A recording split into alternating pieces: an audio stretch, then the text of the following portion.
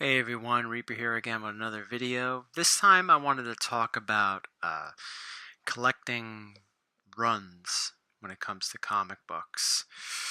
Um, really don't have anything to show you in this video. This is video just going to be mainly me just talking without any visual aids. But it's basically my opinion on collecting runs. Excuse me. Well, I think we should start off with what is considered a run. I think a lot of people have different definitions and interpretations of that when it comes to comic book collecting. I would say right from the start, the first thing that I think about when someone comes up to me and says, yeah, I'm working on my Uncanny X-Men run, or I'm working on my whatever run, my Catwoman run. I think first thing that pops into my head is I think that they're trying to collect that entire volume. Uncanny X-Men Volume 1, which started in 1963 and ended I don't even know when. That's what I think about when somebody says I'm working on this run or that run. And I'll talk about all the different definitions I think which constitutes a run. This one being the first, entire volumes and so forth. I think, and in my opinion on collecting volumes, not collecting volumes, collecting runs. I personally think that, listen, if you're the type of person, my opinion on collecting runs, no matter which way you define it, whether it's whole volumes or certain parts of a series or whatever, that's up to you. That's up to the person. That's how I feel about it. When people say, what do you think about collecting runs? I don't really think anything of it. It's to each his own. There are some series that I would like to collect runs for. There are some series that I do collect runs for. There are some series that I wouldn't collect runs for. For me, I would, when it comes to entire volume sets, a run, I would like to finish my Uncanny X-Men run, like the one I just met. I just mentioned it a few moments ago. Yeah, that's a run that I would like to finish. For me, I have basically all the big X-Men books. I mean, there are still some in the silver. There's still a decent amount in the Silver Age that I don't have, but all the really, really big ones, the expensive ones, I already got. So just picking off all the other ones, silver or not, should be relatively easy for me, and that's why I choose to one day hopefully finish my Uncanny X-Men run. I first want to start with the silvers, but one of the comic shops near me, one of my local comic shops, sells a lot of those older X-Men. Well, not really older X-Men. Some of the X-Men from the 90s and the 80s and the 2000s. You get those for like $1. So they're pretty easy to, get. And as you get to the Bronze Age and obviously the Silver Age, they're much harder to get due to prices. But it's like I said, since I already have X-Men 1, 2, 3, 4, and so forth and so on, it's relatively after you get those first few out of the way. Granted, there are others down the line in the first volume that are can be very pricey depending on the grade, of course. They're pretty easy to get, and it's not just that. It's just because, X-Men, is those that watched my comic book history videos, and for those that have, I thank you very much. It was a very fun series to bring to life and share it with all of you. But those that have watched it, X-Men was not the reason why I got into comics, is the reason why I became a collector. What made me a collector was collecting the first volume of Uncanny X-Men. So yeah, that'd be great for me to finish that entire run of X-Men. Hey, I started becoming a collector in comics because of Uncanny. I became a collector because of that series. Wouldn't it be great to have them all? And I think it's doable. And there are others that I wouldn't mind finishing. I would like to one day finish my Amazing Spider-Man run, and some of them I still need are kind of expensive and difficult to get, but not necessarily impossible. And there are a few I'd like to upgrade. So I would consider the Volume 1 of Amazing Spider-Man a run that I would like to get. And there are others. Sometimes people like to collect runs because of that, just because of what I just said, because they have they're really, really interested in it.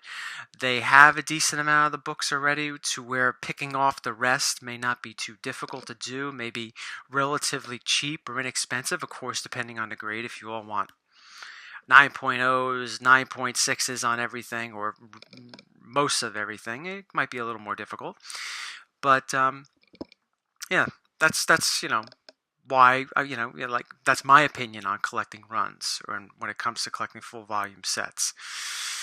Another definition, I think, for collecting runs is sometimes people may only want the Frank Miller run when it comes to Daredevil.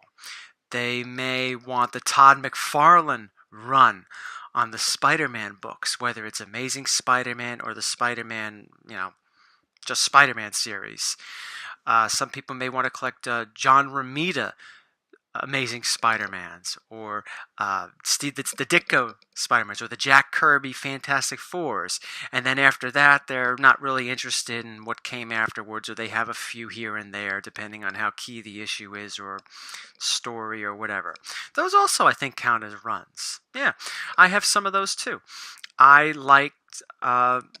We could go back to Uncanny X-Men. Although I want to collect the entire volume set, if I were to sit back and say, well, I really can't afford some of those earlier silvers, I would like to get the Chris Claremont run, which is a long run, don't get me wrong, from 1975 to 1991, and it has a decent amount of really good books, but that's definitely what I would consider a run without collecting the entire volume.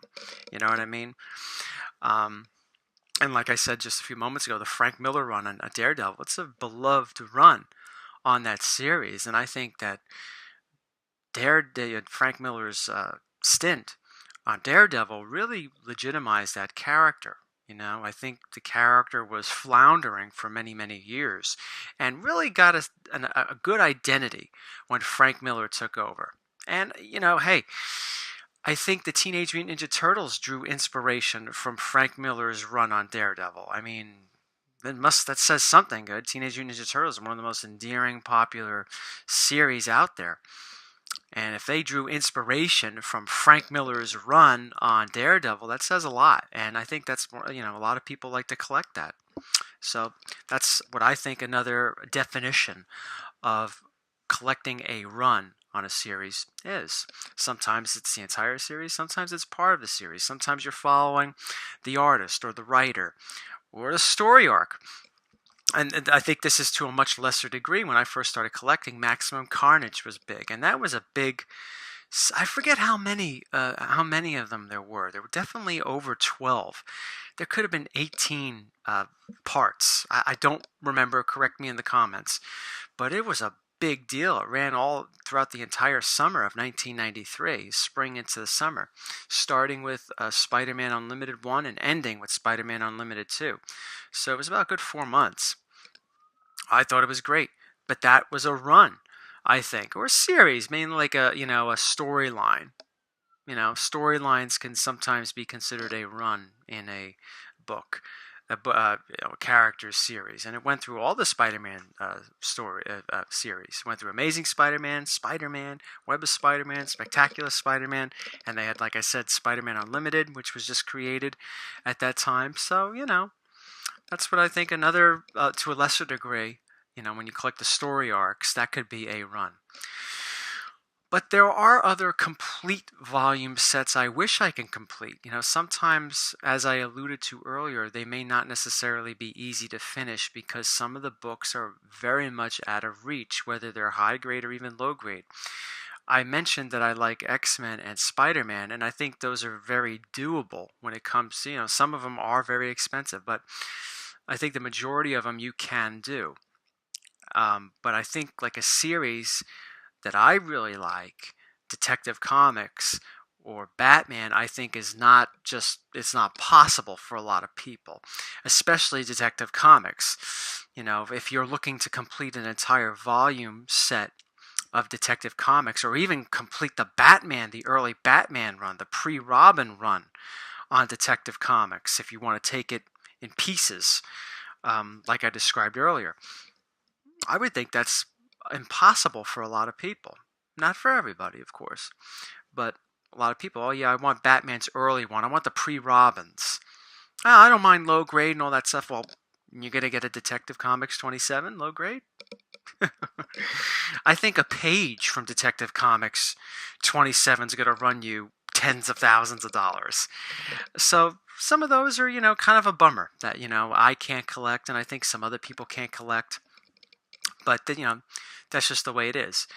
But that's an example of a volume set or even a small stint of books in a series, or that can make up a run that sometimes is hard to get because of price. It's a shame, but yeah. What else was I gonna say about runs and so forth?